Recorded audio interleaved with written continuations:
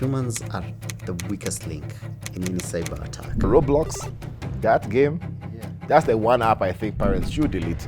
The CEOs of Roblox say, we can let you choose who you want to talk to. Why are you letting an adult choose to talk to a 13-year-old? It's the day Fraiser and I had to do an emergency rant. Our friend's kid was talking to someone, gave all their house location, what the dad does, properties they have, credit card details. She was heartbroken by the guy. So that was her reason, that I'm heartbroken by somebody I have never met before. If Phil Director was the target and you wanted to hack my bank, my social media, everything, how would you go about it? If I was to do now what we call a social engineering attack, trying to now get you into clicking on something or opening something or downloading something on your device or laptop. I would go about it a different way. Yeah. If I know where you hang out frequently, I will this.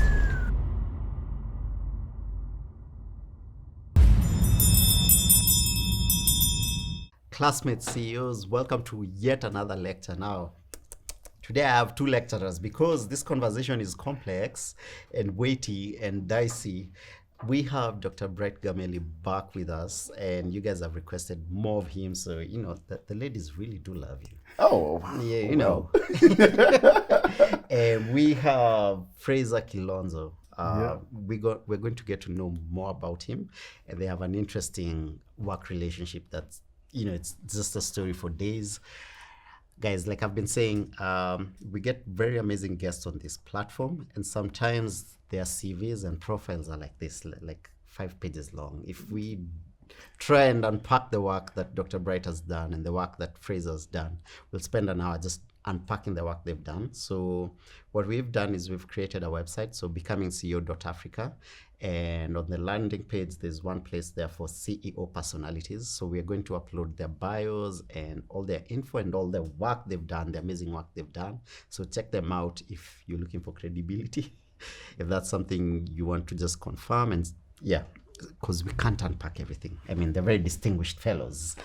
Guys, you well? Thank you. Yeah, Yeah, it's been a minute. Good to be back here. Yeah, good to be back. Yeah. Yeah. What's the weirdest place you were stopped after our interview?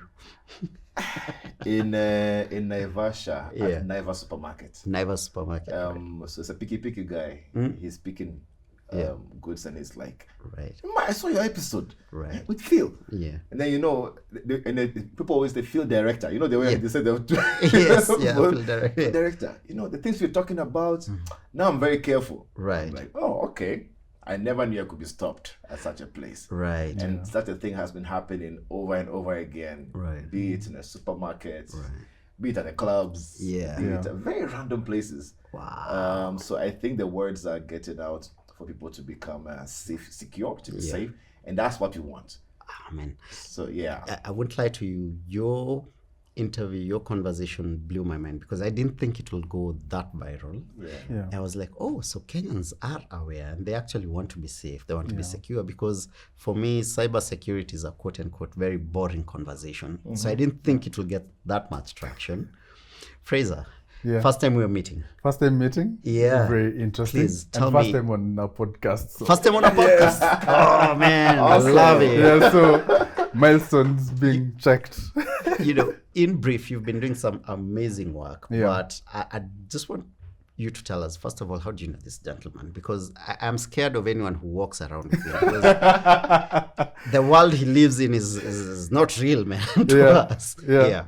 So I think we met back in 2018. So I was fresh out of high school, just trying to get a footing, and I was getting into the startup space. Okay. So we were doing a travel startup and got hacked 9 times.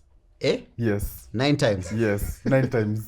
Hey, bro. And lost millions within that process. Is that business still standing? No, it's not. Oh. They brought down everything. We couldn't even recover. On the 9th time, we couldn't recover anything. So I was like, you know what? I don't want to get a fix, but rather I want to know how they did it, so that I can help secure now other organizations. So started off conversations on Instagram, I think for 2 years before, a year before transitioning to WhatsApp. And then now from there, took another 2 years. Then we now met physically after graduated and At a car park. At a car park. Okay. So that's where you do your meetings. No one is hacking you. I was basically at the car park. So I have change of clothes everywhere I go.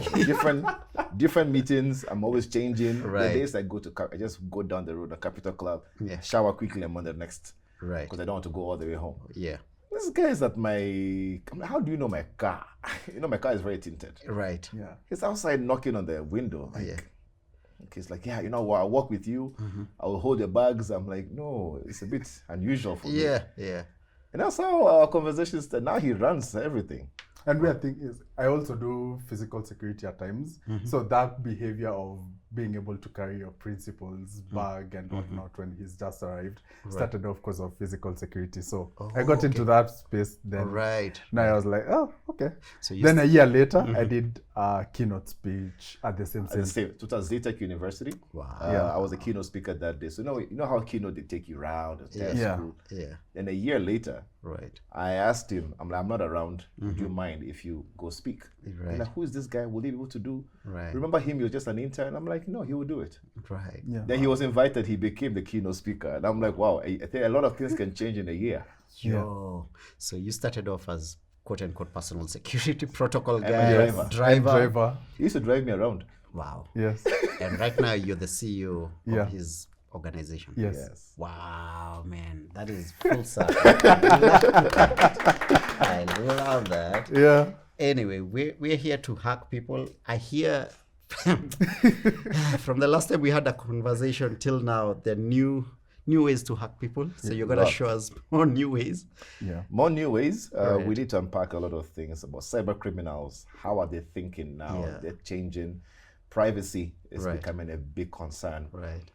Scammers are getting smarter. Hey, every day they are calling, and we need to just unpack how are they doing these things. And now Where are with they AI giving is this getting information? better. Then AI. Yeah, right. I'm gonna use AI on you today. Oh God. Okay, let's do this. The last time we had this convo, I left the conversation so scared of doing anything online. So I don't know about today. But yeah, let's start from there. If I was the target, I'd want to hear your different approaches. Okay. Like if Phil Director was the target and you wanted to hack my bank, my social media, everything, how would you go about it if you profile me? I think go first? just from your name alone, there's so much information you can be able to get off from the internet. So there's what we call open source intelligence. Right. So just from your name, things you publicly expose. On Instagram, you'd usually, or people would post about your birthday, celebrating you. Yes. So open source intelligence basically goes and gathers all information about you. What can I find out about you? Right. That's even before we even get to things like email address and mobile number. So ideally now map out who Phil Karanja is, who Phil Director is. Yeah. What are the places that you've logged into? Are there places that you've been previously breached? That I can be able to map. I'm picking up from where he is. Yeah. Okay, Yeah. keep going. Yeah, and basically from that now we can be able to map out who you are, what's your age, what platforms do you like, what type of music do you like listening to. If I was to do now what we call a social engineering attack, which is basically trying to now get you into clicking on something or opening something or downloading something on your device or laptop. So from there, I'll be able to gather, okay, he goes to church. Sundays he's been posting church things. So I can probably send him a Bible verse with a link embedded there. And I'm like, okay, click on it. The moment you click on it, that's it on you. I would go about it a different way. Yeah. If I know where you hang out frequently, Yeah. restaurants, buildings and everything, I will come and sit around the building. Okay. And any Wi-Fi that I know you potentially will connect to, I'll kill all of them. And then I'll force you to connect to a fake one so that I can see what websites are you going to frequently, that I can try to duplicate those websites for you. Damn. However, with the world of AI, there's a tool that we're using here right now. Okay. We'll let the audience be able to see. I'll send a screen recording of this. Yeah. Just put in your name and email, which you can get anywhere. Right. This profiles you entirely. Who you are, details about you. So if you look closely, it tells you things about your Google account, everything. Oh, it's a long profile. Oh, keep scrolling. So keep going. God. Oh my God. Oh, so Yeah, it basically tells you, we call this the oracle. Basically, there's some false positives though. So some of the things that you'll find there are not even about you. Right. But there's another Philip Karanja somewhere. Who's very similar of you. Because I'm saying Snapchat. I am not on Snapchat. But you know, yeah. Or go all the way to the bottom. Oh, this is long. All the pictures, emails, links, whatever. Oh yeah, there. This. Oh, sorry. Oh, man. Yeah, this maps out your entire life as a map. So I basically can actually see every YouTube link that has ever been mentioned, your name, in any bit. And if you go here, social media links, academia, linkages, Instagram details. So basically we can just be seeing followers. And also if we dig a little bit deeper, especially like Telegram, we can now use Telegram to find out how many groups are you in, what's the relationship with those, how do you call it, groups, how often do you post, who mentions your name frequently. So if I know somebody who mentions your name frequently, it makes it easier for me with this particular tool to map out how to have a conversation or impersonate somebody to talk to you.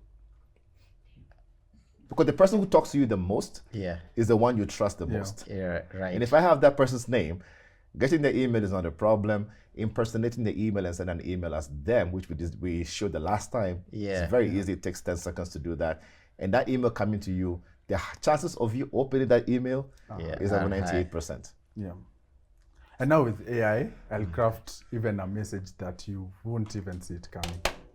So you'll read through. I mean, right now, even as human beings, we read through things very fast. Yeah. Back in the day, ideally, if someone sends you a message, you look for grammatical errors, being coerced, being forced into do things. Right now, you'll be coerced in a very smooth way and very slick way. You won't even believe it. Yeah. But Wi-Fi it seems to be the easiest for me. Yeah. We did something in Kenya. So we did a lot of R&D. My team, our team, we're quite big. Big in terms of we are about 20 of us. Yeah. All right. So we come up with things. So we came up with something. There's a process we call wall driving. So wall driving basically is driving literally around, picking every Bluetooth and Bluetooth and Wi-Fi hotspots. Right. So we did. We drove around Westlands, Parklands, town. We went to Gong Road, Gong Town. Went to Karen, came back to Kibera. Westlands. We went to Yaya Center, Lavington, came back to Gigiri. Like we literally drove around. Yeah. We picked more than 20,000 Wi-Fi hotspots. Right. 20,000. That's without an antenna. So basically, it's just using the phone. Right. If you had an antenna, Yeah. What we call a Yagi antenna, it would have gone a little bit further. And we were like, majority of them use a protocol called WPA2, which is old. Right. And nobody ever upgrades them. The latest is WPA3, right? And wireless hacking has become a very big problem right now because people don't want to hack. Some of them can hack the wireless network you're on, or kill that Wi-Fi and duplicate. Right. Most businesses never think of that. Most homes never think of that. Your TV is connected to a wireless network. You know, your TV is actually very easy to find online. And compromise. And your TV is your part of your network. Yeah. So if your TV is a machine and somebody can find the TV, and it's a network, it's an IoT device, it basically become part of your beam. Because most TVs nowadays, because you can let's say if you're on YouTube on a smart TV, instead of typing, you can press the voice thingy and do the command. So meaning it has a speaker. So can you use that to spy? Speaker to spy. Oh, actually, people who get stolen from their houses, we actually caught somebody before. Fraiser will tell you. So this guy's house was robbed. They robbed his house clean. I said, they stole the TV as well. Okay. Now the easiest way to find your TV is the guy putting the TV on and logging in. So the guy logged in the TV. Right. And we used his Gmail to find out where the TV was. And we found it. And then we gave the cops.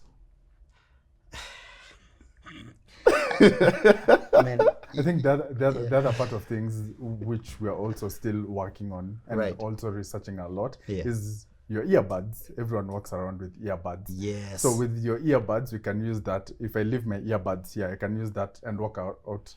I can use it as a listening device and record conversation between the two of you while I'm outside. Yeah, I mean, that's the easiest way to count the number of people in a room. Yeah, One command. I think to this I'll just be having my meetings inside a swimming pool. You know, man, just a body of water. So let's start from the basics. We hear cybersecurity every day, and when I hear of hackers, I imagine hooded guys, I don't know, robbing banks but what does cybersecurity actually mean to us everyday people, Kenyans? Okay. So we say cybersecurity. Actually, we're moving from cybersecurity to cyber resilience. Cyber resilience. Yeah, because of cybersecurity, I feel is dead. So cybersecurity involves three things: protect, detect, respond. You know how to protect yourself with antiviruses and stuff. Firewalls, which a lot of organizations have. Right. You know how to defend with your firewall tools, and things can block. Right. You know how to respond because you have an IAT team. You have people who can actually block something. The people who can go and log in and find out stuff. Yeah. Cyber resilience is how do I make sure that I can identify where I'll be hacked, how I'll be hacked, what crown jewels will be compromised, Right. and how do I recover quickly. Right. Yeah. As we speak right now, Phil, Yeah.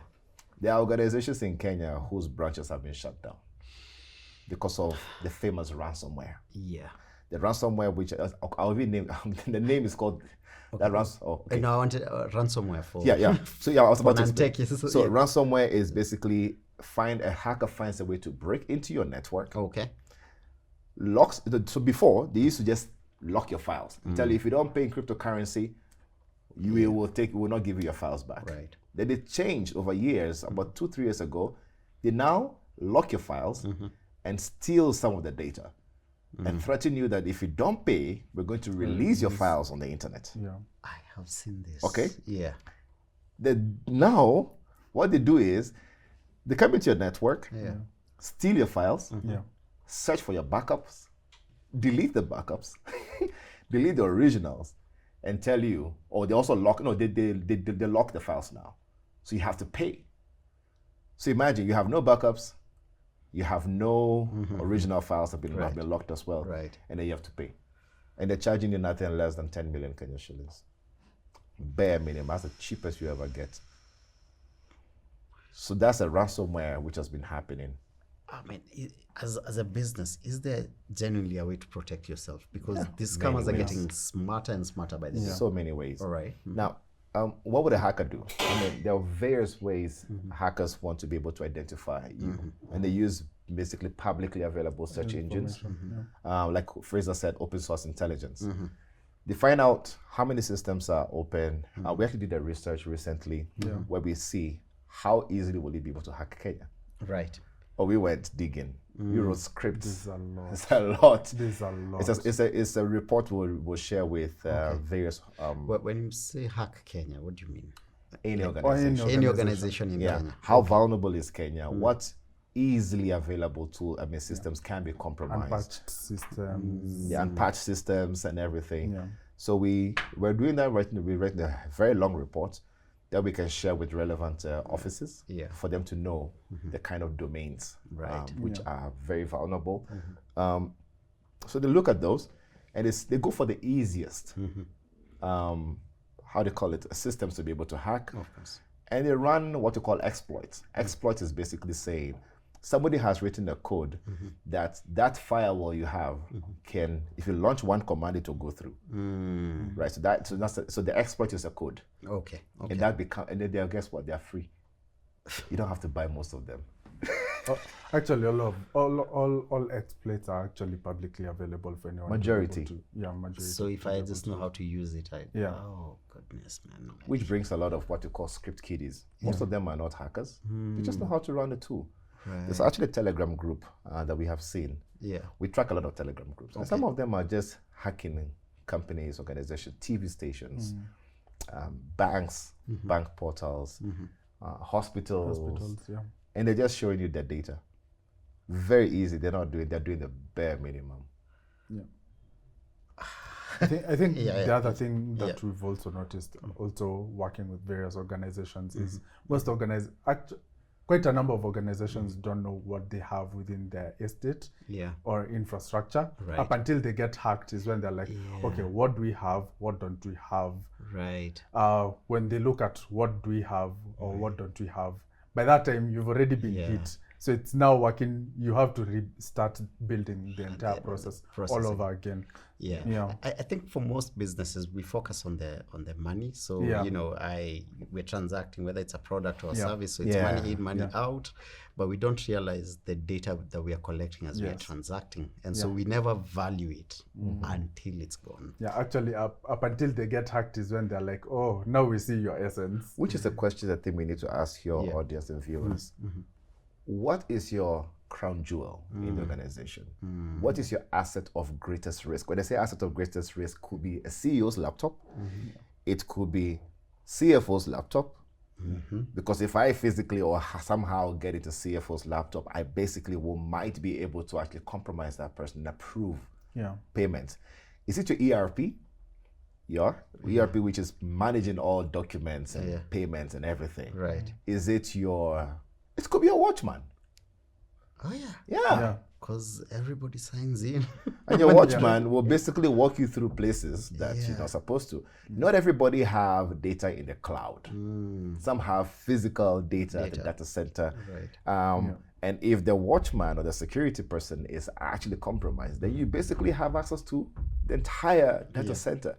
So there's a lot of things people need to ask themselves.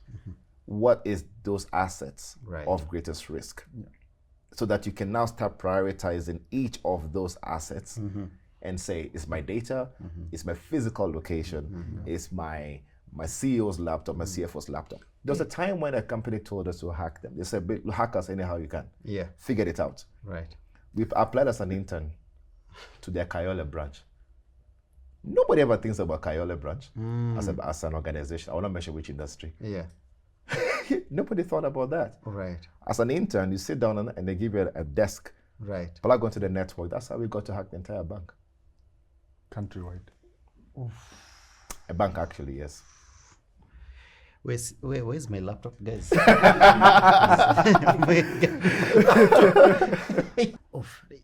There's so many points where, as Kenyans and people, we leave our data points. So, I wake up in the morning, first thing I grab is my phone, so I'm on social media, Instagram, TikTok, whatever.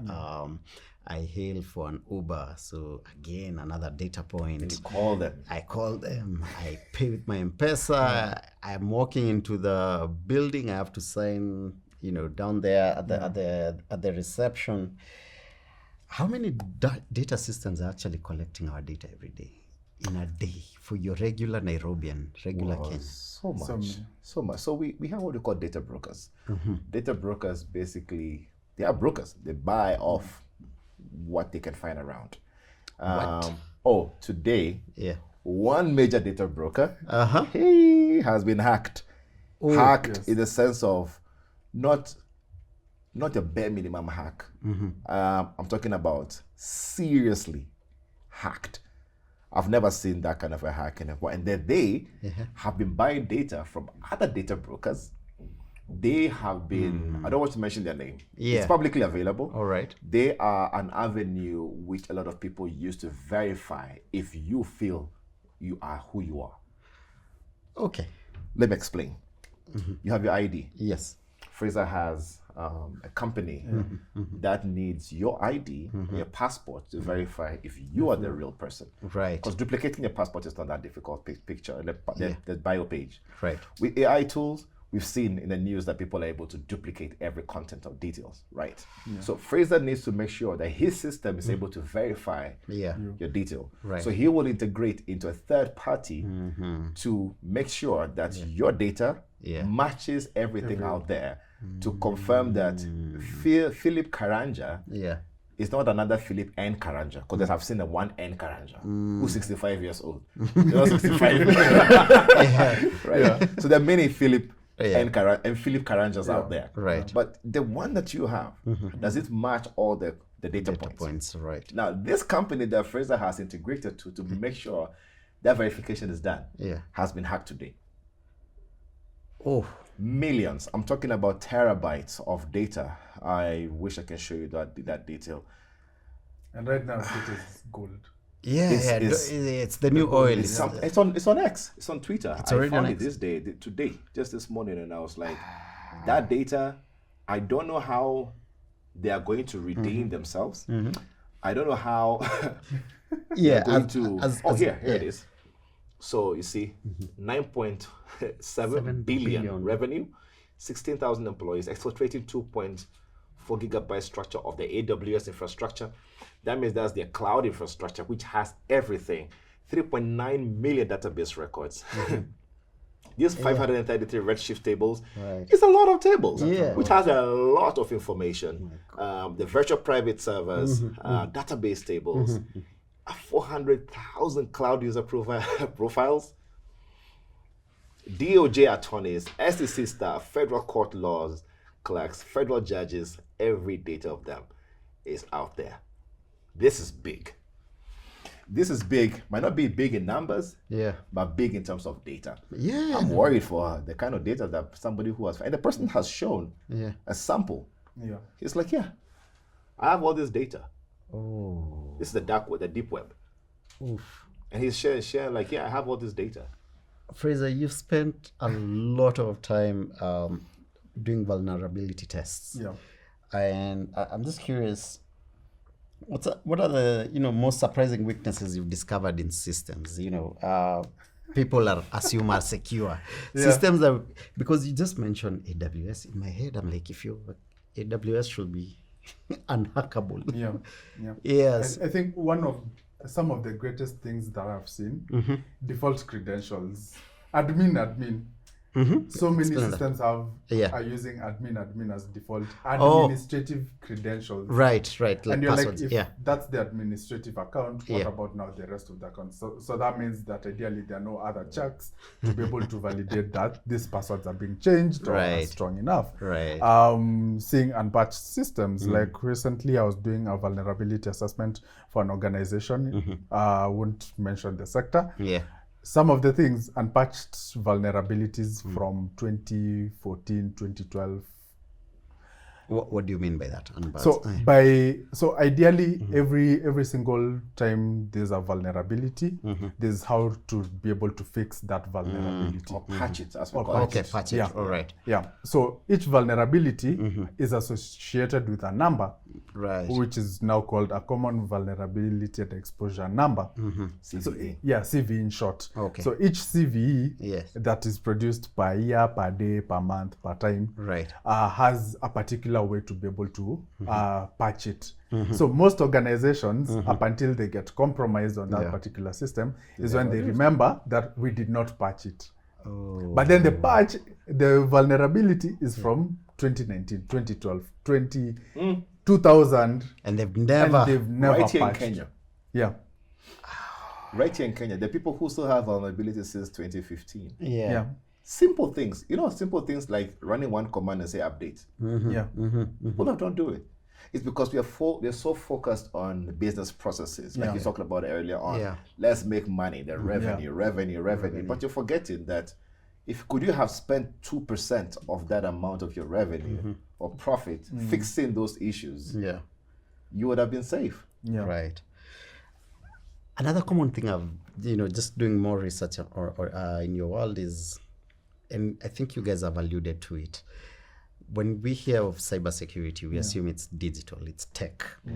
But from the way you guys are speaking, it even starts from human behavior. And most of the time, like what you've said, humans are the weakest link in any cyber attack. Yes. And so is this something you guys now, when you're training, also focus on, like human psychology, human behavior? Or how does that work? Actually, when we're doing our trainings, we go we barely have slides. So when doing training, we'd probably have about 5-10 slides maximum. And the rest is training you on how you'd be compromised. Because if we show you, we ideally now get onto the human aspect of things. For example, if I was to do what we call a social engineering attack, which is like sending a fake email for you to click on something. if I show you pictures, you won't believe it. But if I do it to you, you'd end up now having that That's your memory. in your memory, so that in case it ever comes again, then you won't be able to click on links. You'll be cautious. You look at it now from a cautious point of view. Right. So that's now also touching a personal perspective. Then also now in terms of things that we do as humans, how fast are we? We are really fast to go to the next link or click on the link or click on the PDF that someone has shared with you without even checking on it to know, is this person who I know it is? Is this the norm? Is it normal for Phil to send me so many links of things to be able to click on and tell me, fill in your details ASAP? Or will he call me and tell me, by the way, I'm sharing a link, this is what it's for, etc.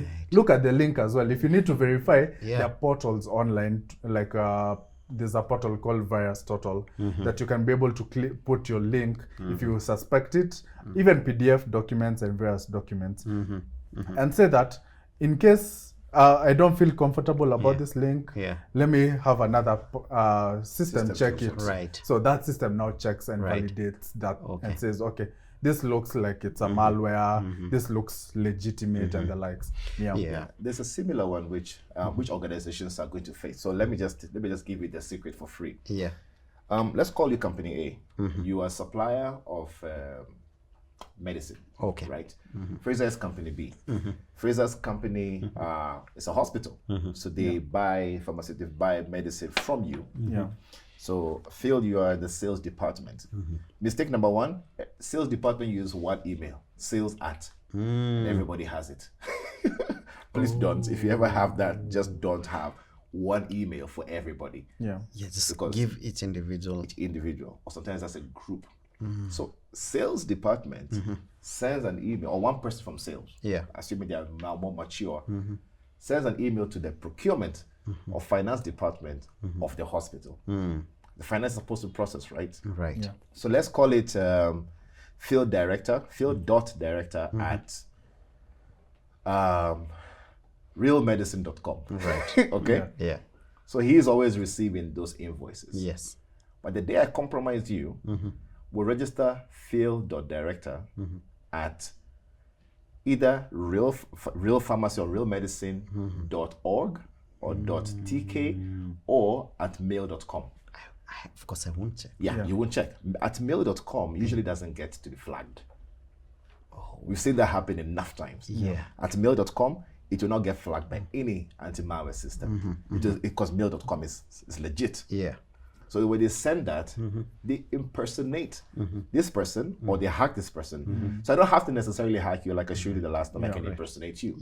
Send that email to him, but the reply to goes to either Real Medicine with a 1 or realmedicine.co. Right. So there's so many. We call it typo squatting. So he thinks that PDF is real. But we see, you, the person who is impersonating you, could also be a receiver of those documents before. You have been supplier to many hospitals. So they have seen that document before, so they know what to change. Right. So we've seen this happen. That somebody says, "Oh, we have our bank account is undergoing audit.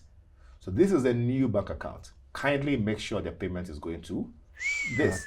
Knowing the fact that they understand the medicine area, the pharmacy procurement process, they basically, it's a whole operation they've run.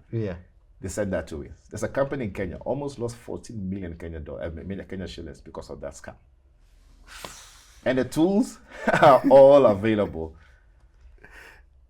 People are getting too smart. It's happening in Kenya. Right here in Kenya. Let's bring it qua ground, to real everyday Kenyans. Let's move from the big companies. SIM swap. Let's talk about SIM swap. It's the one thing a lot of Kenyans are having conversations about. Prior to this conversation, I asked people on Instagram, on the stories, just tell me your SIM swap stories. Wow. My DM was flooded. My goodness, it's so common. How does someone actually steal your phone number? Fraiser. I don't know. Let me throw it to Bright first, then I'll pick it up. All right. So SIM swaps have been happening in ways that most places you go to, most telecommunication agents, they have the mandate to be able to change your details for you. Okay. I'm talking. Let me talk about the easier side, and I'm talking about the complicated version. Okay. So, they go to an agent, Right. said I want to change my SIM card, Right. and if you, someone like for example, a Safaricom, they said now there's a way you can block. You're right. it unless somebody comes with a physical ID. But back in the day, you don't need to bring a physical ID. Right. We have found people who actually set up M-Pesa shops or telecom shops or Airtel shops specifically just to renew SIM cards. Wow. Okay. You get? Yeah. Because if you are the one renewing SIM cards, and tomorrow I come tell you, oh, people are doing this illegal SIM card changes, all you need to do is shut down. That's true. Then your cousin opens another one tomorrow. Cousin also gets busted after 6 months. Who does this? Another cousin. Becomes a family business. Becomes a family business. Right. By that time, they have already changed so many cards for a lot of people. So they basically get to call you, try to get you to either dial a number, or they get to find a way to make sure you put your phone off. They're like, oh, we've registered. We've seen your account has been registered. Is that Bright Gameli? Yes. Oh, we found another account called Bright Mawudo, which is my other name. Which they done already. They've already searched about me. Yes. We need you to kindly put your phone off so that we can rectify this issue at what do you call it, at our support, our center. Right. The moment you put it off, That's it. that's it. You have the SIM swapped. They basically register a new account for you, a new SIM card, and they can now do transactions on your behalf. Meaning they can now reset your password for your banking. But banking, they're not going to go for the online complicated banking. They go for what? USSD. USSD is star, Yeah. something hash. You know, a And then lot of they people prompt. refuse to download The apps. the apps Yep. because they say USSD is safer. No, I'll go for the app, but the mobile most. Oh, wow. So we can talk about banking apps because I have two feelings about it. Okay. Yeah. Okay. So they can basically do that and reset a lot of things. Or not, if they can't go that far, they take a loan on your behalf. Right. Yeah. They take And a loan. also Fuliza. And as Fuliza, well. all of this kind of stuff. So when they get their money, they're gone. That number is thrown away. By the time you realize and report, they know it's a long process for investigation. Right. You're probably not the first person to report this. Yeah. The telco will have a lot of work to do, and they will need to receive a number of them to start investigating. Where are these numbers being changed?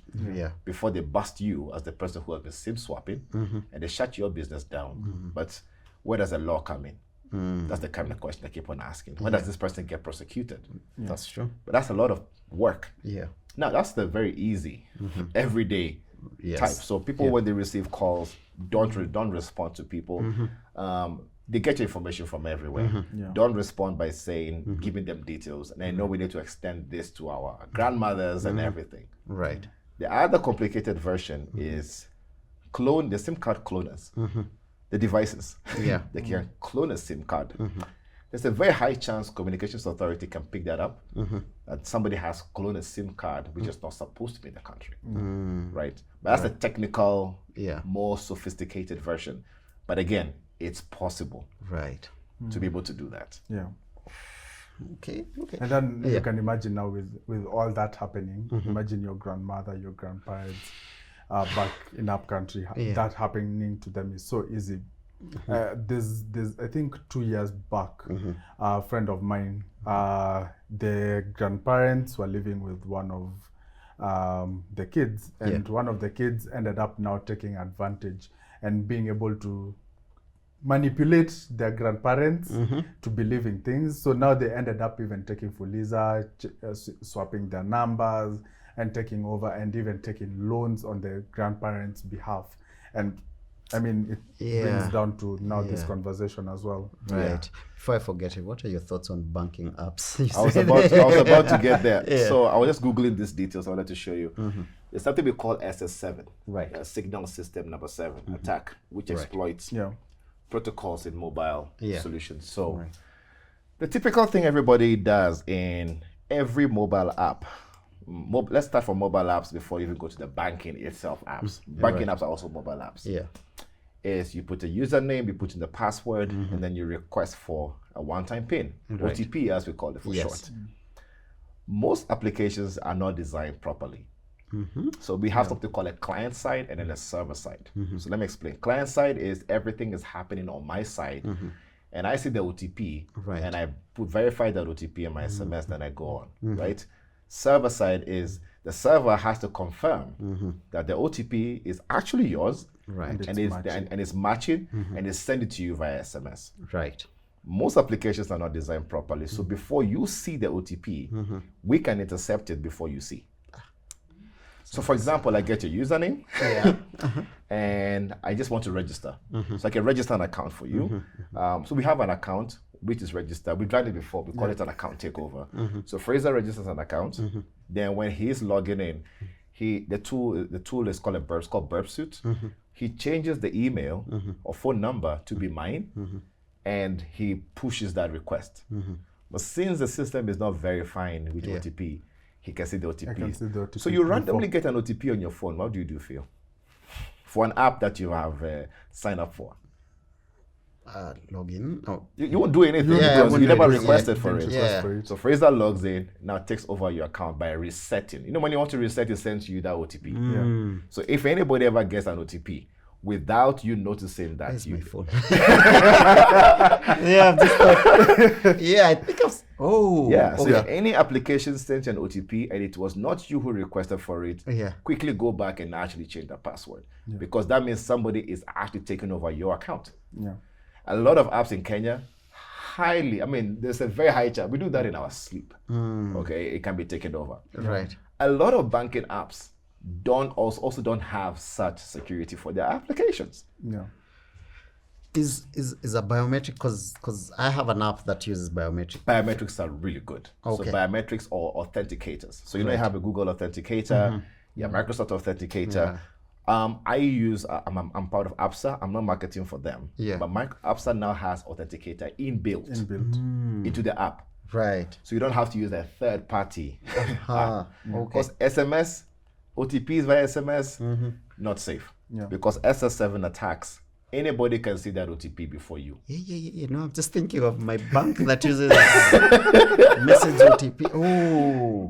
They can see. Because wow. And back in the day, telling them today immediately after this, giving them a call. I'm like, back in the day, SS7 attacks used to be quite complicated. It was expensive. You have to go to the dark web, deep web. It used to cost $1,000, $2,000 to get the OTP of any phone number before it comes. Right. So what they do is, if I register for an SS7 attack, I'll say, give me the first 5 SMSs that are coming to this phone number. Right. So they show it to you. Yeah.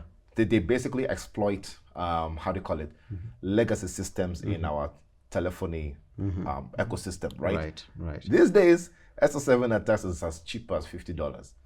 So if I spend $300, I can request for the next 10 OTPs or 5 OTPs that are coming to your phone. Right. One of those numbers will work.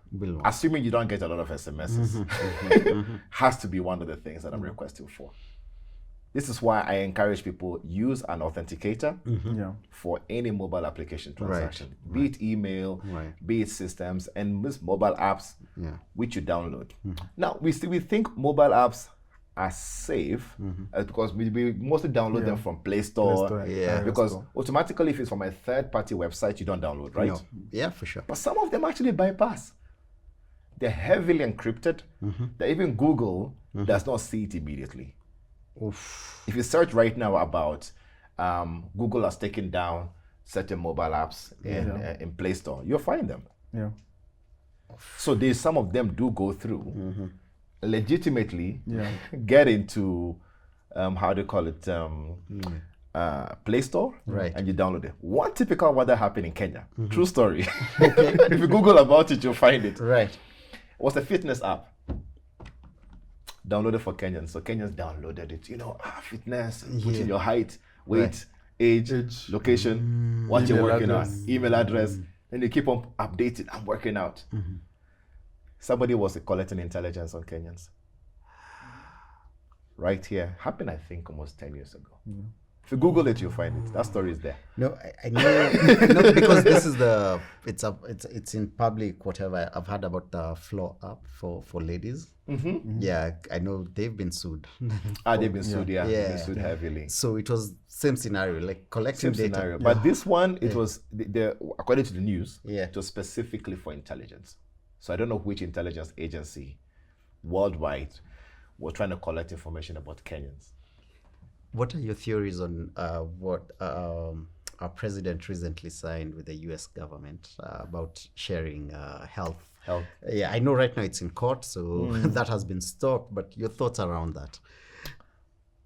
As much as I say privacy is dead, I still feel that we have the right to know where our data is going. Yeah. So what I'm saying in the news is that if we sign such a deal, our data will be shared with the third party. Now, a lot of people are relying on data to study how we move and everything. And also patterns as well. Patterns. Case in point is this. Oh yeah. This little device here where we put it on. Moment I put it on, I have consented to actually record whatever it is. But you have not consented to be recorded. Yeah. So if I start recording, details about you, or it's a tool that was actually released that if I take a picture of you with this, I can do what we call a reverse image search, which I think I did the last time. Yeah. To find out details about you, who you are, find out details. So this, where does that data go to?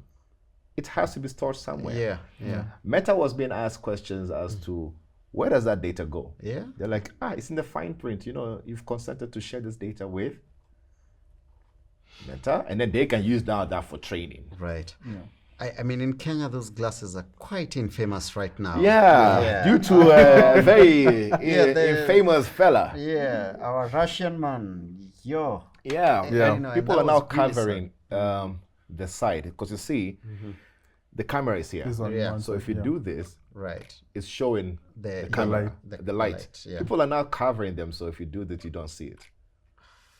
So it's becoming a very big problem, which a lot of people need to understand privacy and read the terms and conditions, because we never read them. I mean, when was the last time you read the terms and conditions of any applications you even download? Always accept, agree, and I think that also reminds me of the applications you end up downloading. Right. You end up downloading applications, accepting the user terms, scroll down, accept. But then you don't know what permissions you've been able to give that particular application. And the cookies. For example, you should tell them about the betting company. Yeah, I mean, it's a loan company. Loan company. Why are you giving loan company access to your contacts? Why are you giving loan company access to your messages, to your camera, to your microphone? They don't need all that permissions. The only permissions probably they need is for if you need to use fingerprint to log in notifications. Or notifications. Notifications, right. So those are some of the things that we need to even check. What permissions are we giving? Can I show you what some of them are collecting? Yeah. Because it publicly came out. Please. For your eyes only. Since we can't show this online. On camera. So one of the loan companies basically said that we are going to, so they made a mistake.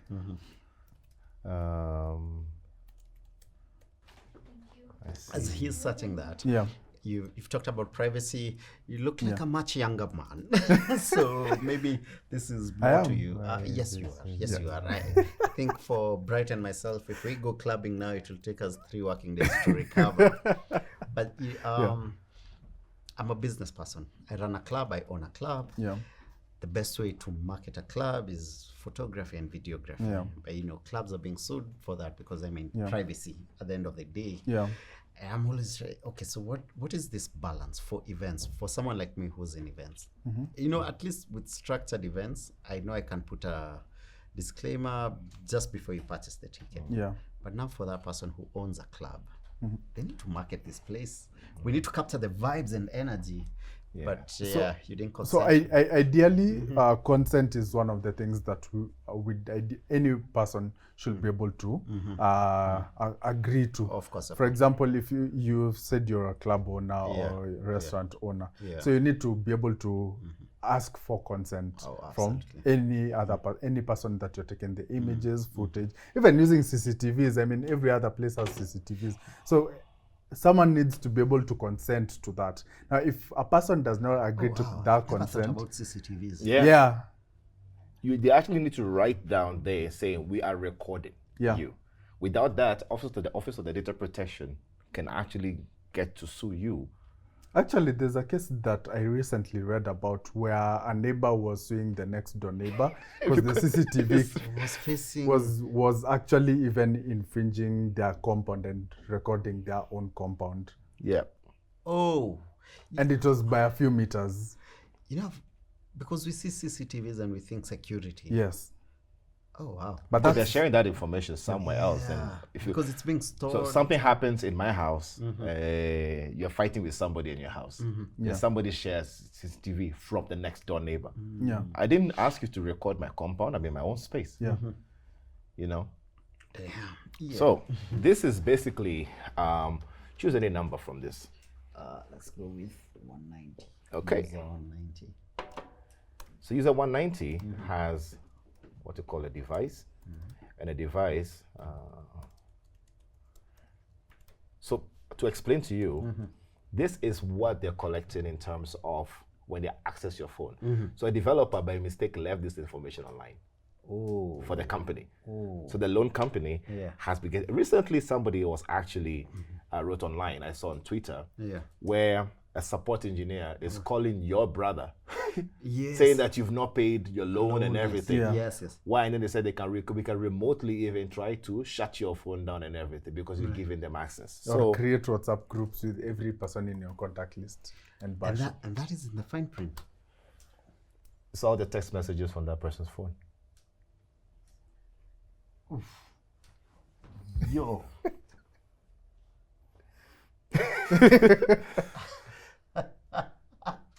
And it just keeps going. There you go. It can go on and on and on.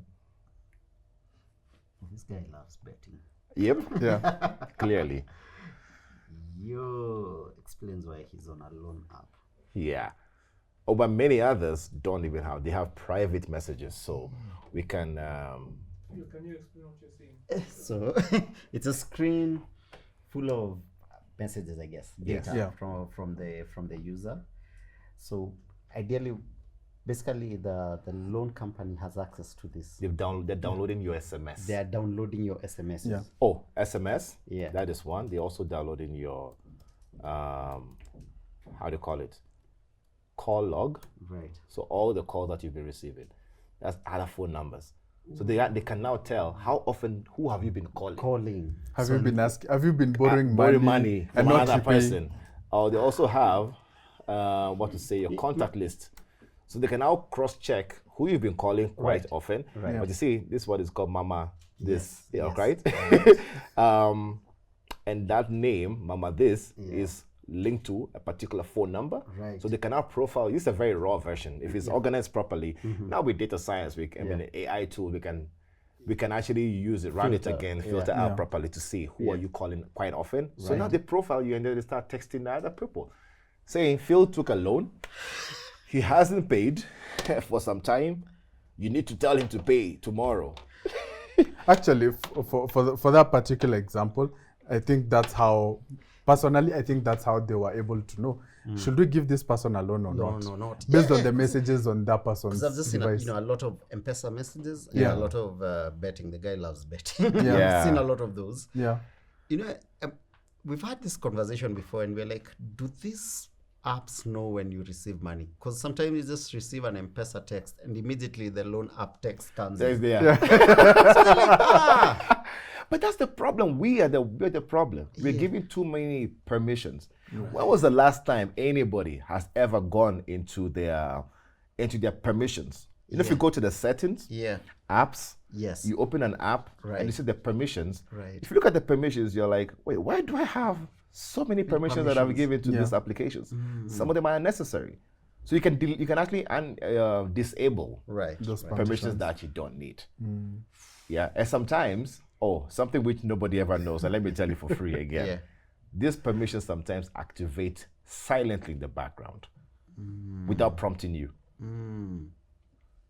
Some apps designed that way. That way. So That you use the app for 1 month, 2 months, you've forgotten about everything. Right. Then it just automatically pops up in the background and activates a permission that you never gave it.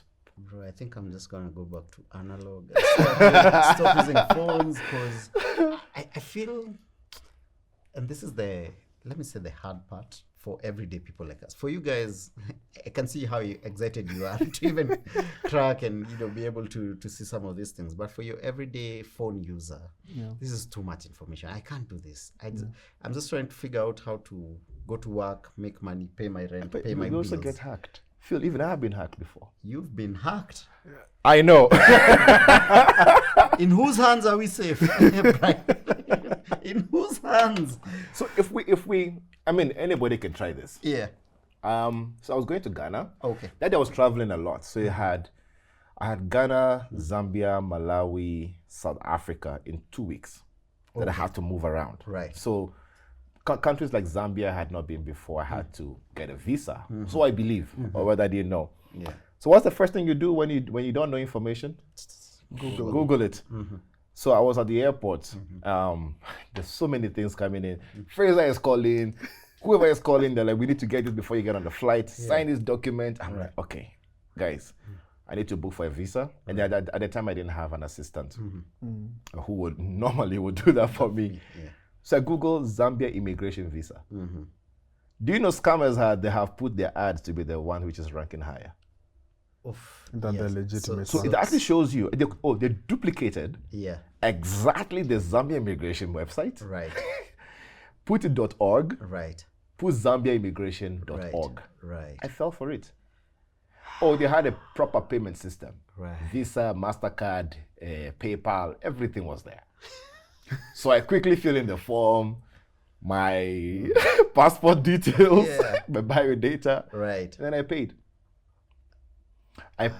Then after a few seconds we're boarding, then I'm like, hey, okay, I got an email notification. Right. Thank you for proper email message. Yeah. Even a salutation. Right. Properly done.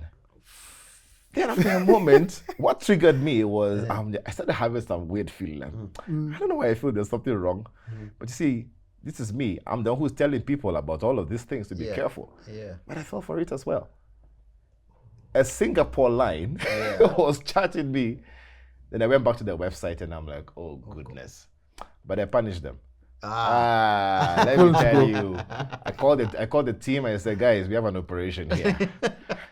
Here's the website. Yeah. Make sure they receive emails endlessly from themselves for the next 1 month. I bought a server, wrote a script specifically for that. For them. Yeah. For them. I love that. I was mad.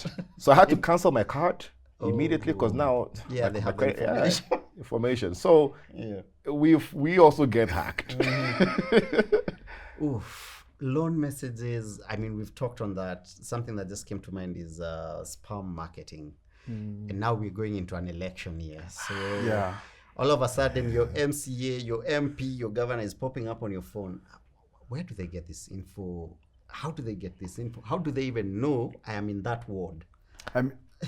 Please go. I mean, we leave our contacts and details every single place and every single building we walk into. Yeah. That's one source of things, because nobody asks, where's this book after it gets filled up? Where does it go? Have you ever asked yourself? No. So yeah. Shouldn't I sign into these books? What do they do with the number? Yeah, what do they? What's the purpose? Because you're not going to use that number to call me in case I've lost anything. One guard actually told me, he said, in case anything happens, we can contact you. I'm in the problem of the building. So how are you going to contact me? It doesn't make sense. But also, Telegram is one of the easiest places to get these files. Or we have bots. The bots actually you can request for details about a phone number, an email, and then the bot will actually search and bring it back to you. Very easy. I've always had reasons for staying away from that app, from Telegram. Now I have 10 more reasons to stay away from that. It does amazing things. So the Telegram bots that actually do open source intelligence, some of them you pay for it, very little money, and you're able to actually retrieve information. So you can say, For example, I can even show you, if I put Kenya in a particular bot, it will retrieve every Kenyan phone number that has ever been hacked or publicly that's out there. Right. In order to give it to you. Right. But now, with AI tools, I can do what you call a fuzzing. So you fuzz every phone number that can possibly be generated. Yeah. The worst part is also, you know how you get to, when you go to pay for services, it pops up Yeah. on the screen, pay for, Yes. do you accept or not? Yes. Most organizations who receive the API, application programmable interface, code for them to be able to implement that into their payment systems, don't secure them. Right? So a lot of people, developers, are able to fetch that Right. and send you messages. That actually happened in a WhatsApp group. Man, there's a guy in a group. He sends everybody in the group. I know you guys are watching. Yeah. I want to, and he's just dissing all of us right then and there. And he's able to send messages as a business. Oh. So you can't, it's a business does not even know that they're sending so many messages. So many messages. So what I'm trying to, because I think every single building in this country and Kenya, because we've had terrorist attacks, and then recently, of course, we had a spate of women being killed in Airbnb. So right now it's a very strict law in Kenya. Before you walk into any building, you have to leave your details. And I understand from the security point of view. Yeah. They need to know who's going in, and in case of anything, I can track you down. Yeah. But now the reverse of what we're talking about. I would have what's done the it different. balance? If it's a startup idea, anybody can pick it up. Yeah. Take that app, have an app that somebody put in the details, it goes to fetch information and returns back to say that person is real or not. Because I can put a fake ID, That's true. I can put a fake phone number. Phone number, yeah. Fake, How do you know fake your it's- name as well? That's true. Yeah. But in their systems that are out there, well, lo and behold, what I just showed you today is that integrator, that third party who does that verification has been hacked as well. So there's so many problems everywhere. But there are others who are out there which can do verification. Right. Back in the day in Kenya, we have I think we still do IPRS. So IPRS verifies your name against your government details.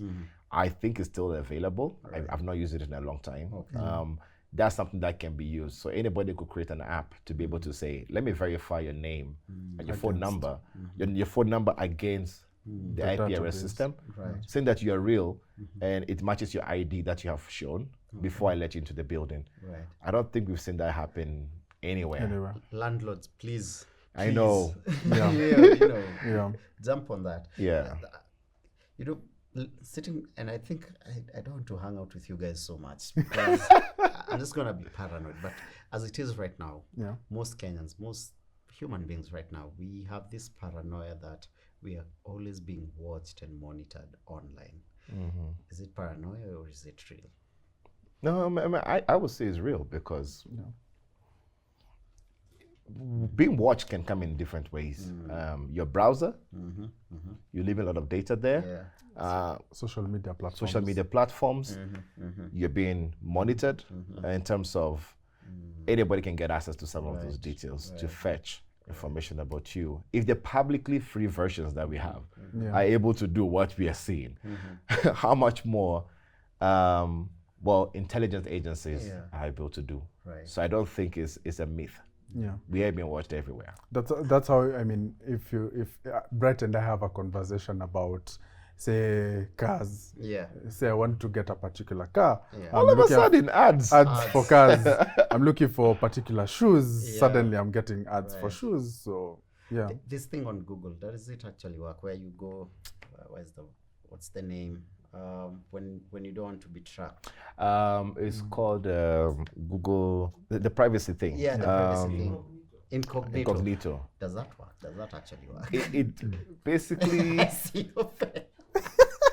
Oh. Incognito just basically says that I don't want to collect your cookies and everything. So every time you're browsing, everything is stored in a cookie. We accept the cookies anyway, right? So cookie acceptance and everything is basically saying my browsing moment, how fast I'm moving, what I'm browsing on and everything should be stored in a small cookie, which can be used anytime you go back to the website. If anybody wants to hack you, actually, that's what they do. We call it a session cookie hijacking. So that moment of browsing is called a session. Right.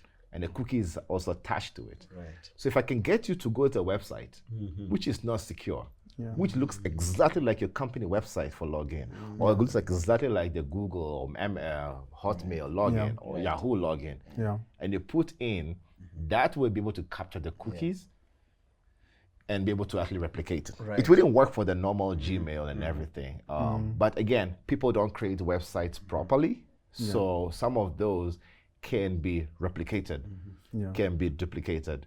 Right. And the tools like that can even help you to bypass two-step verification. That's two-step verification. I thought that was... That's what I'm saying. Yeah. SMS-based two-step verification is not the best. You have to use your authenticator. So for example, Gmail, if I want to log into Gmail, and the authenticator is highly encrypted in a way that the authenticator does not allow you to go in. No. If I duplicate the Google page, which is very easy to do, and I want to use the bypass two-step verification, if it's authenticator-based, you can never go through. But if it's SMS-based, there are tools that are there to be able to help you to bypass that. Yeah. And now with most applications, the sessions never expire. They never expire. Yeah. Right. So if I steal it, then ideally that's it for you, because I can steal it now and replay so many times, as many times as I want. Right. Yeah. Man, you know, scammers and hackers are getting really good at it, but also you guys are also really getting good at this. So from this conversation, I'm picking that it's easier to hack people through social engineering as opposed to technical, because you need like a really high level of technical.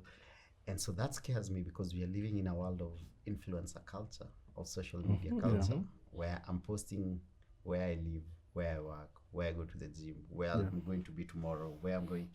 Which I need to show you something. Please.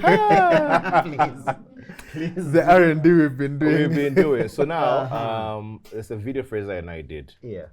And in the world of AI, okay, so we're trying to build a learning management platform. Okay. To make sure that our courses that we teach for cybersecurity, we need more defenders.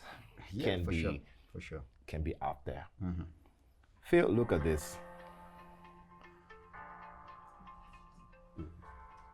Bienvenue à l'Africa Hackon Academy, où nous allons discuter avec vous des détails de la cybersécurité. I don't speak French. Toute une série qui va s'assurer que vous soyez I don't understand French as ce que well. signifie réellement la cybersécurité. Si vous n'avez jamais eu l'occasion de il faut pour devenir ingénieur en cybersécurité. Que signifie la cybersécurité pour vous? Qu'est-ce que vous comprenez par cybersécurité? You know, Look and listen to Fraiser. Je pense que la cybersécurité signifie essentiellement I don't know French. That's how easy it is. qui gère quoi, qui se connecte à quelle solution et à quel moment précis, quels sont certains des risques auxquels nous faisons face, et ainsi de suite. You know, for us now in our world, we've been doing a lot of research on this. For example, this particular podcast, I'd want it in French, I'd want it. So we oh wow. And lip sync. Yes. My voice. Yes. Just that I'm speaking in French. We didn't dance French, it dance Spanish. Let me tell you, at the moment, if there's an industry I'm so scared to invest in, is my industry. Because with $150, that's enough credits for you to do a full feature film. Like a Marvel level feature film. Yeah. So I don't feel special anymore. Well, you're special because you have this unique conversation. Yeah. Right. I mean, in a few years, I'm sure someone will do a fully AI podcast. A whole hour podcast with AI. Yeah, there's the other video we got recently where it's AI doing car show interviews. Yeah. Yeah. Yeah, I saw somewhere where they have an AI news anchor. Yeah. Yeah. I was thinking of China or something. China, like that. That's interesting. We did this yesterday. We were like, this is shocking because it has lip sync and it's our true voice. Yeah. It did not disguise the voice even. Right. Yeah. It's getting really shocking. Yeah. Is there a way to clear my data online? Or that's there forever? There is. There is. So I'll give you a few websites. The one is called Join Delete Me. So if you Google Join Delete Me, don't go for the ads. Go for the real links, people. How do we know that? The ads are the first thing that shows up. And now with AI, it's even being plugged in. Hackers are plugging in their own websites with the ads. And they pay a lot of money for you to show first. So ignore the ads. Go to Join Delete Me. So Join Delete Me basically can do an assessment about yourself to be able to understand where are your data, where it is scattered, who are the third parties who bought it. Then you can now ask it to be deleted. So they help you to delete. I think it costs about $200 to $50 thereabout, depending on how much data you have. Another one is Incogni, INCONGGNI, Incogni. It's another one. The last one is called Optry, OPTERY. So Optry. So those three are the ones that I know we've tried and tested to be able to actually do a search about yourself and be able to find out where are the third-party brokers who bought your data and sharing. Because that search I did about you, it's all third-party. Just that tool was able to intelligently collect all that information to one place with the Oracle part of the tools. So yeah, your data can be that. Another way, which I think it's not a third-party broker kind of a detail, but false information being publicized about you. And it's on the search engine Google, right? Google now has the ability for you to request for takedown. So if you Google how to take down my data on Google, they'll go through the procedure. You submit the link, and they basically sometimes it works, sometimes it doesn't. We've been doing a lot of cleanups for a few high-profile people, and sometimes it works, sometimes it just doesn't. Or we have to find ways to be able to push the narrative to page 5 or 10 of Google's search engine. Let me tell you, the day I make $1 billion, you'll not find me anywhere. I will clear, I will delete, I will close all my apps. You will not find me. So if you see me here on social media, I've not made money. I'm still looking for the money. Oh man, I mean, but sorry, I had mentioned about politics being a political year for Kenyans. And I can't let you guys go without asking this. We've seen stories of the public being manipulated because our data is online, and so they're able to sway votes and how we think. And I'm trying to figure out how we can reverse engineer that positively. And this is me as a Kenyan, just hoping that we can make better choices with the political leaders that we elect. You know, and having all this information and data, I don't know. This is big. I don't even have the right question. So I think there's misinformation and disinformation. Right. The political year is going to be interesting because being able to pick your face and your voice for 10 seconds is good enough to be able to manipulate. We were trying to create an app ahead of elections to see if we can let people upload, send it to a WhatsApp number, automatically verifies if it's a deep fake or not, because deep fakes are going to be there. So for those who don't know, deep fakes is basically impersonating someone like you with your face and voice, with very effortlessly, because there are so many AI tools that can be able to do that. So we need to be very careful as a public as to what are we reading? That's first of all reading, because fake news to be publicized out there is easy. And what are we watching? Right? And we need, from a national perspective, the national systems need to, or ICT authority or whoever it is, need to come up with a system where people can actually send or report those. And they have to be also actively, either IEBC or whatever it is, actively having these conversations and say, this is fake, this is not real. Have a team. By now, if I'm the government, have a team to be able to start identifying and educating the public ahead of elections, a year and a half in advance, as to what is fake and how to spot some of the fake things. I know the TikToks and the Facebooks are working in being able to actually, verify such information because those platforms are heavy, right? I think we were talking to TikTok the other day, and that conversation will be going on. Right. They want to help with those. So the tools that will be released, but a lot of awareness needs to start right now. Yeah. Because people are consuming anything, and then the more they retweet, Yeah. the algorithm picks it up, and and it then just becomes viral. becomes viral. Fantastic. Yeah. Enough of the scary stuff. I still want to breathe and live in this Nairobi of ours. Let's go to the business. You've been able to build a very successful business in the cybersecurity space. Yes.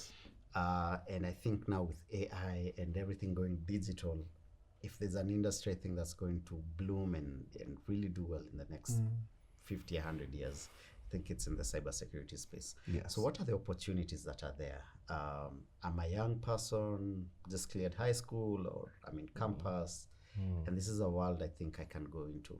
What are the opportunities there? I think from my point of view, there are endless opportunities. Having run a consultancy firm, we're seeing so many opportunities from being an application security engineer to being a network security engineer, cloud security engineer. Now that companies are now shifting from physical on-prem servers to now shifting onto cloud. So we're having cloud security engineers, cloud security architects as well. Affordable cloud securities. You guys, Oh, yeah. I have heavy data, but the Oh, costs. talk to people like IX Africa. IX Africa. We actually did a tour of them, and we had a very good conversation. They have state-of-the-art data centers, which we've not seen around for a while, with really good work. We tested their security as well. If we had to. Well, like, if we're going to keep our data with you, allow us to be able to actually do that test. And we did a thorough test. We all the way to see, can we hack your CCTV? We need to be sure that our data is safe. Even biometrics to walk into the you can't just walk in there. But there's a process. But they have a really good data center, and the redundancy, the fire suppression details and everything is good. But yeah, Fraiser has mentioned, can go on. Yeah, I mean, there are endless career opportunities, so that's on a career perspective. Also, running your own cybersecurity consultancy firm is part of those opportunities that are there. Now, when it comes to organizations, we have both the testers, that's the guys who are on the offensive side of things, and then the defenders who are on the blue team, we call them blue team side of things. Ideally, all these teams now work hand in hand. And then we have guys who their work is to collect intelligence from what's happening within the environment and to other institutions that are also within the same industry. Then now from there also, now we're going higher and higher. We have the Chief Information Security Officer now who reports directly to the board and the like. So ideally, all these careers stem from a board level, now all down to the junior security engineers. Yeah, and interesting thing is we get to train majority of the guys who would ideally now fill in those gaps within the various institutions and organizations. You have an interesting approach to training people. The African Hackon. Yes. Tell me, what is that all about? So, well, From the CEO. Well, Africa Hackon is my baby, so let me. Okay, please. So Africa Hackon has been running for 14 years now. Yeah. Started as a community, running and helping people to start thinking different about cybersecurity. When I started that, I was in South Korea at the time, and I'm coming down to Kenya. We've been meeting, people in a small boardroom, restaurants and everything. Right. Fast forward, we'll be doing conferences, workshops. Actually, this year we have a major conference coming up in August 12, 13, 14, like a 3-day super conference to get people to know the practical aspect of cybersecurity. The thing about the academy came up last year, which we started, because we're not seeing anyone teaching cybersecurity properly. And everybody thinks you have to be a very technical person, techie, to become a cybersecurity engineer. But we've taught people who are lawyers, who were lawyers. We've taught people who were medical doctors, and now they do cybersecurity full time. Wow. Yes. Yeah. So we came up with a proper course, which first of all is very cheap, 65,000 Kenya shillings. You're not going to get a course like that out there. We are very hands-on. We have a very good support system. So you basically can actually raise tickets, get support, and you, no matter how non-technical you are, we try to handhold you to be able to get at least a path. So you're telling me I don't need computer science skills? No. Yeah, actually, one of the testimonies that we have is a guy who moved from becoming a face painter to becoming a cybersecurity This engineer dude who's used working. to supply face painting and bouncing castle to my house. So he just expressed himself as like, hey, Bright, I've seen your work around. I want to become a cybersecurity engineer. I'm like, okay, cool. All he lacked was a laptop and data. So we sponsored him, bought him a laptop. So I got him a laptop. Next day, bought him data for about 3-4 months, and I said, your job is to study. Wow. He got into the program, the first cohort, which was a shorter one. And right now, we actually hired him. You know, because AI is taking over film, I don't know, I might just, my filmmakers, please, let's go. Just enjoy it. Yeah, so we have Lloyd. Yeah. And so we have so we try to run a new intake every 3 to 4 months. 3 to 4 months. So we always have an overlapping cohort. Right. But the thing is, they run very smoothly. 2 classes a week, 2.5 hours on Tuesdays and Thursdays. Right. Last Saturday of the month is hybrid. So it's a full day class. All right. Very hands-on. We put people into squads. So squads is about 10 people maximum. The reason is because we don't want you to just get out and become a technical person. We want you to get out and learn how to talk to people, how to collaborate, and then you're going to learn how to speak. Right. So we have entrepreneurship classes, we have speaking classes, we have writing classes. Yeah, most tech is. Most tech is, they say, oh yeah, you know, the JavaScript will be able to hack the exploit, and then the vulnerability. We don't want you to do that. It's crazy. A few years back, I couldn't speak in front of people. Oh, wow. Fraiser should tell you his first speaking event. Oh my God. My first speaking event was at St. Andrews Turi. Okay. And let me tell you, my friend, I froze. He wasn't even ready. I froze. I was told the previous night, but then you're going to be the I first threw him into the speaker. deep end. I was the one invited to speak. I said, no, before I go to speak, you're the one opening everything. Baptism by fire. So here are the slides. Yeah. You go revamp it. Right. This is 12 a.m. I'm telling him that. And in the morning, he's like, hi, my name is Fraiser. Froze. Hey, he looked around for almost a hot minute. Just couldn't say anything. And then he just went into it. Okay. So I told him, that's the presentation number 1. We count. Yeah. I've done 421 so far. Wow. I've done 42. Yeah. We count them, and when the reason why we count them also is just to encourage other people to follow our footsteps. Because some of them, they used to stammer, all of a sudden they don't anymore. Right. We teach people how to be able to. So even part of our exam, it's not just a written exam. Right. You have to come present a real scenario we've given you. So we give scenarios of a hack has happened. It is an incident. Incident response is a job. Come present how you present to the C-suite exactly what happened from inception to how to recover. I love this. I love this conversation because I think one of the biggest challenges we have in Africa is unemployment. I mean, we have the youngest population of young people. Do you think Africa can get to a point where we can export digital cybersecurity? I mean, Absolutely. Yes. I feel this can really employ. Oh, we actually created a portal. We're just about to launch it, where all our alumni get to put their profiles there. So we give it to organizations. We're not even charging for it. Right. And we've already done the interviews. We've already scanned them. We'll interview and scan you. So if you're not fit for the profile, we'll remove your account. Okay. Yeah. So it's also up to you because you can't help everybody. So it's up to you to be able to be self-reliant. Oh, we don't spoon feed. That's the rule number 1. I tell everybody on day 1, we will not spoon feed you. If I cannot teach you how to be able to research and go to get information, and also ask for help when you need to, you're not for Africa Hack-On. So people drop off in the first 1 or 2 months. Wow. Yeah, and the program is hands-on. So yes, there are slides, there's the theoretical aspect of things, but also there's the technical part of things, because the job market will need for you to be either technical, or if you're going to be non-technical, that's probably when it comes to the governance, risk and compliance side of things. Which is a job. Oh, it's paying well. Yes. Typical job in the GRC space, entry level would be like 80,000 Kenya shillings. Entry level, 80K. Hey, Entry level. Fanyeni, You know, you know. Do you know how much it costs to even just write a policy? No. To write a policy is about 10,000 Kenya shillings. Just And you one. have a template already. Yeah. My first few jobs, one of the biggest airlines, I'll not mention which one, I did a policy review. So I was reviewing the policy, rewriting them. Right. So things that, a very simple policy, let me tell you how I get it. Yeah. Policy says we retain data for 1 year. I said, no, retain for 5 years because you're an airline. Done. I charged $7,000 for that. The whole policy rewiew.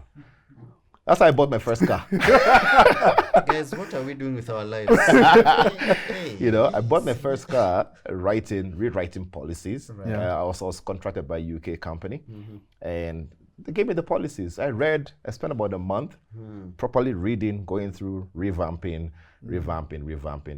all of that. And I wrote a new ones, and I just said to them, almost $7,000. Wow. So that alone is a job. Right. Incident response management is a job. Offensive security analyst is a job. Data protection. Data protection officer, which a lot of organizations think is just another role.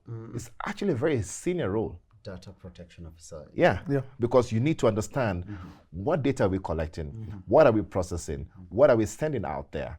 And somebody has to look at what is personal identifiable information. What data do we have to mask? Yeah. Why Right? do we need to Why even do we need to collect collect that that data? Do we need to actually, what risk do we pose collecting that data? Do we need to actually get a third party to hold that data so that we de-risk ourselves from doing that? Right. Somebody has to make that decision. Yo. And the data protection officer who has to do data protection impact assessments is a full-time role. Yeah. We have people who actually do cybersecurity writing. It's a job. Your job every day is to write about the latest news about cybersecurity or cyber resilience in the market. I think the coolest one I saw was from Bright's example, cybersecurity evangelist. Evangelist. Let me tell you. I went to South Africa Yeah. to present for a vendor. So vendors, cybersecurity evangelist. So I'm like, wait, this guy's an evangelist. That's his job. Right. His job is to introduce me. This guy makes almost $400,000 a year, San Francisco. He travels. I mean, half the time he's not even at home. What do you mean? His job is to. To introduce me, the keynote speaker. Yes. He's like, hi. So we are from XXX company. We are having we're seeing a surge in attacks. We're seeing that cybersecurity is going to become a major player. As we're here today, we're trying to make sure that you are secure, and we're going to have a lot of our team at the back. Guys, wake up, stand up. Thank you very much. Now let me introduce 400,000 our a year. keynote speaker, Dr. Bright. Take the stage. I speak for 2 hours for like $1,000 or $2,000.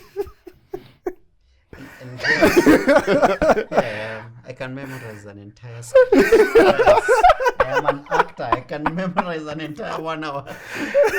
He speaks for nothing more than 10 minutes. And we did a tour with him everywhere we go.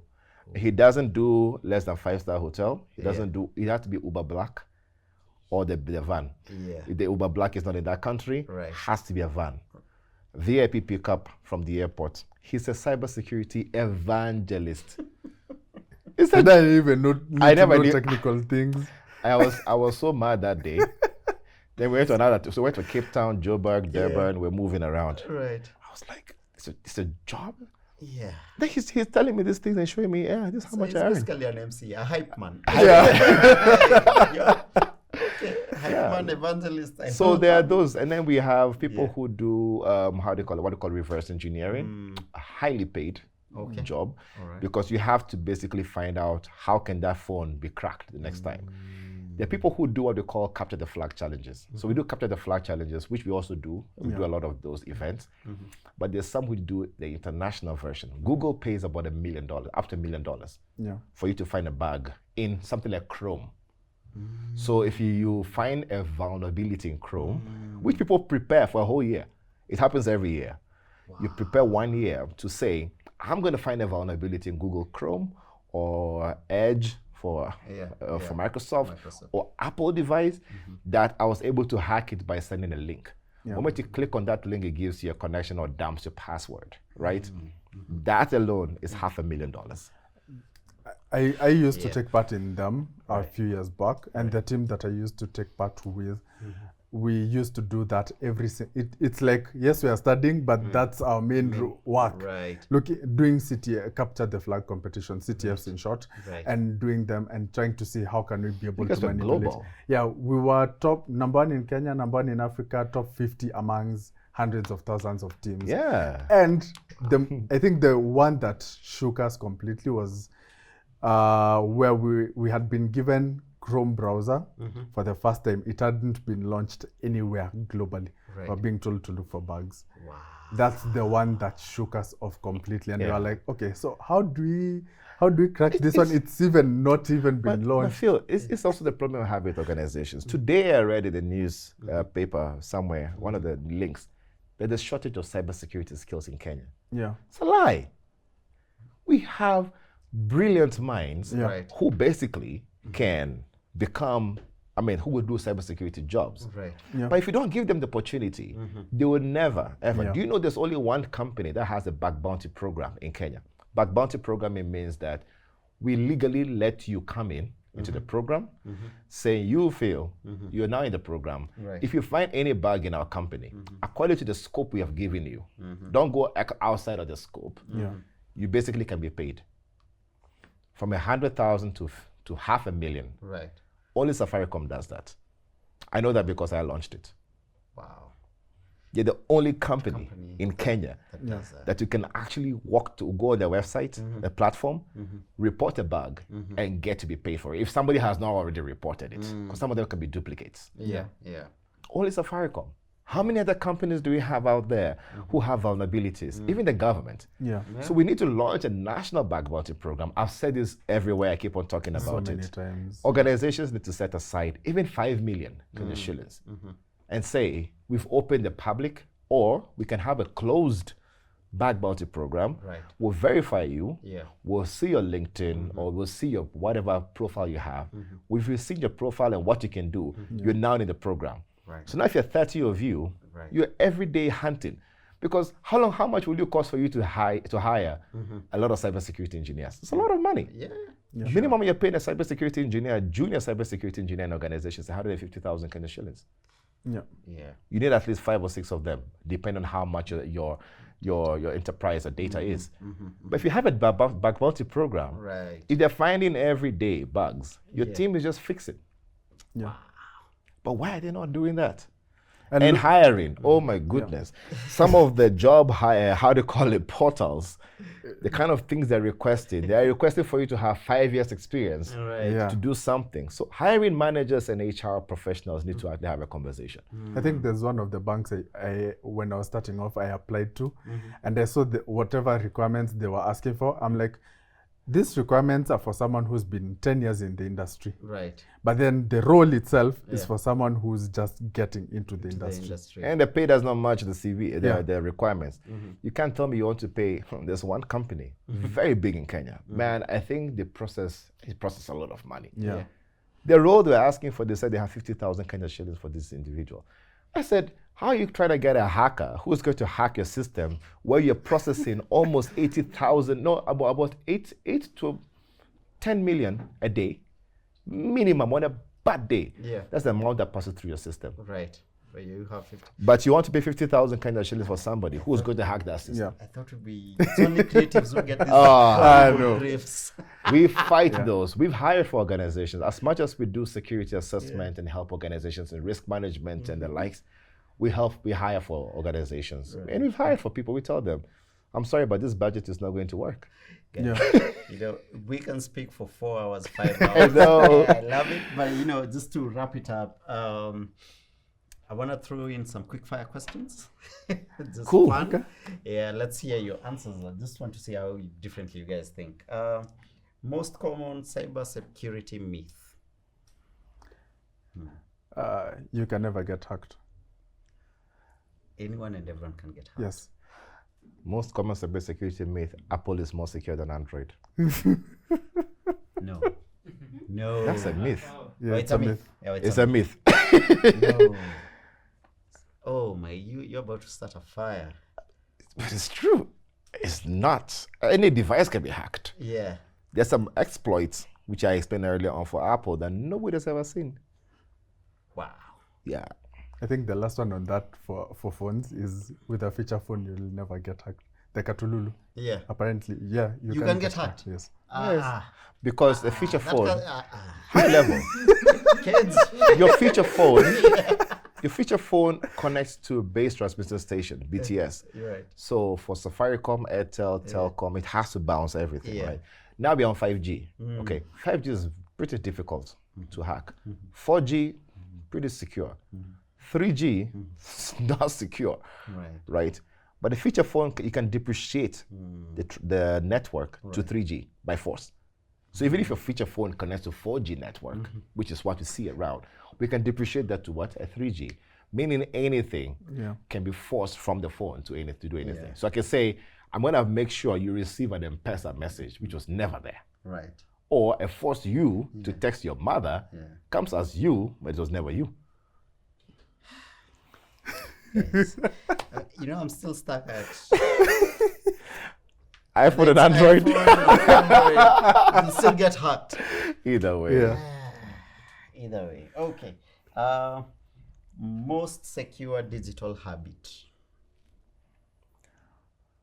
Most secure digital habit, hey. Two-step verification without authenticator. With an two-step verification with an authenticator. Yeah. All right. Passwords over passphrases over passwords.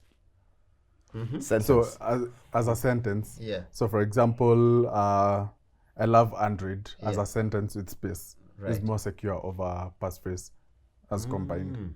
Yeah. Interesting. I have never heard of that. Yeah. If you Google how strong is my password, the first link you're going to see is called secure.org. Right? Click on that link.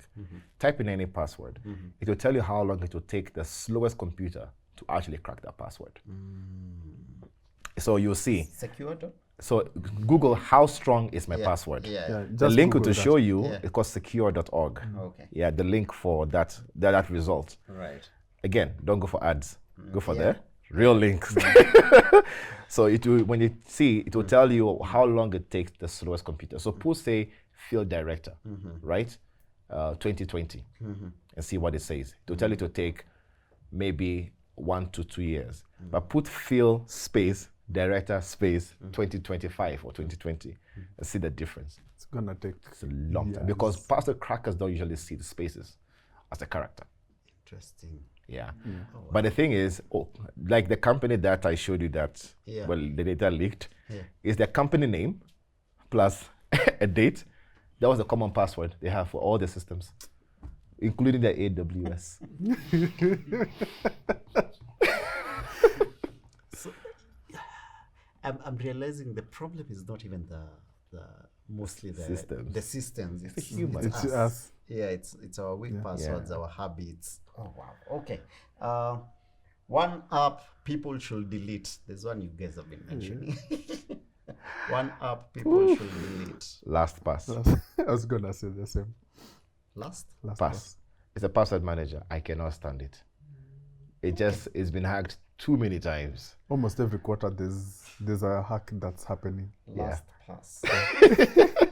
If they're saying this, I'm sorry, but yeah. And if you want to recover, like this, they once told me my password was wrong, and I'm like, what? It's a one sentence that I use all the time. Yeah. Put it in, they said it's wrong. I cleared my cache, cookies, still went in, wrong. I tried to further the recovery process, no help. I sent a video of myself with my passport on the side, nothing. So I lost all my passwords that were there. Oh. Oof. Damn. Okay. One digital habit that scares you. One habit people have.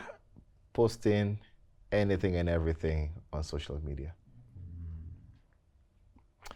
Because we have tools to analyze all of those. Too many tools. Bro, you know, I follow you. You're not a chronic poster, but you post. I post. Yeah, you post. You know how to protect yourself. So I post things that I know is like people don't know a day in the life of Bright. Yeah. You know my weekend in the life of Bright most of the time, but if you look carefully, you can't tell where I am half the time. Hey, a day in the life, influencers.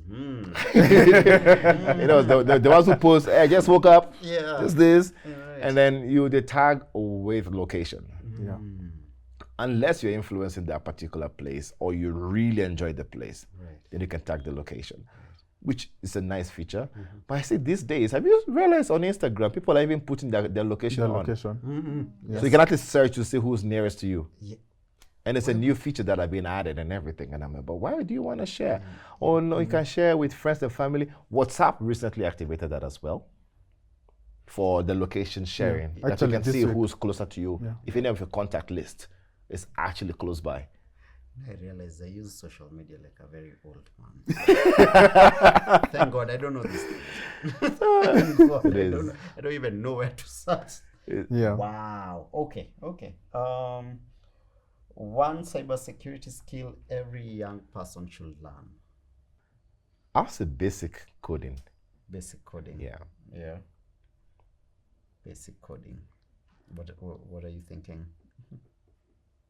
Basic intelligence. Basic I'm intelligence. sorry. Like basic research. Yeah, Yeah, basic basic research. research. Basic Yeah. Because the way you'd get hacked is through intelligence. The way you'd get hacked is through, are you able to see small details, the finer details. Right. You see, all the information is out there. yeah, We all just the don't search Right. enough. Yeah. Yeah. If you want to grow yourself, all information is out there. Now with AI, you can easily even get the information Faster. Yeah. faster. Yeah. This is my final question to the two of you. We are building a digital society faster than we're building digital awareness. For you guys, from where you sit, who do you see as the bigger danger for Africa? Cyber criminals or citizens who are not aware how valuable their data actually It's is? a catch-22. I feel like they're like here. They're like, 50-50. Yeah. Because the cyber criminals are moving way faster than anything. And we citizens are not, we're too relaxed. You know, we're too relaxed. Because, for example, the game Roblox, every parent is on it. Yes. And you can see even videos of people going to stay on stage, CEOs of Roblox saying, yeah, now we're going to make sure we can let you choose who you want to talk to. Why are you letting an adult choose to talk to a 13-year-old? And it's accepted. Now you added facial recognition and everything, but look, That makes it worse.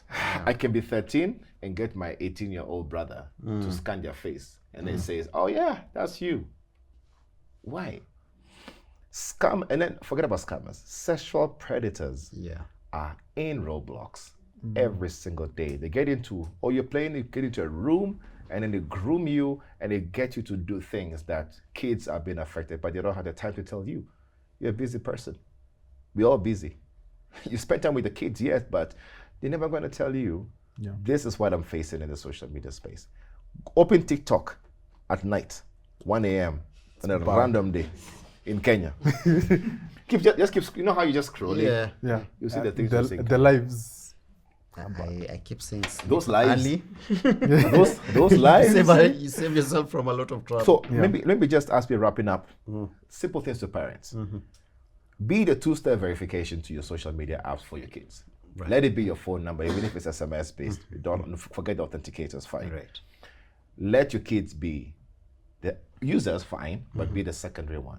There's a tool called Custodio, Custodio.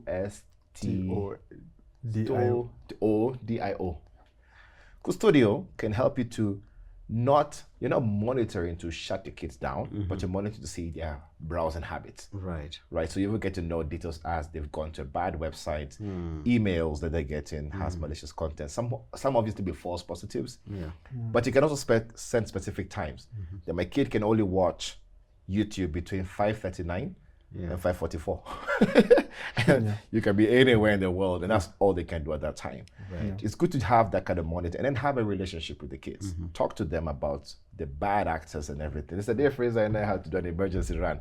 We drove all the way to Machakos because our friend's kid was talking to someone, gave all their house location, what the dad does, properties they have, credit card details. Oh. The dad was like, that debit card, luckily, he had no money. He had very little cash. She was heartbroken by the guy. That was her reason. That I'm heartbroken by somebody I have never met before. And they're talking on Discord. Yeah. I think.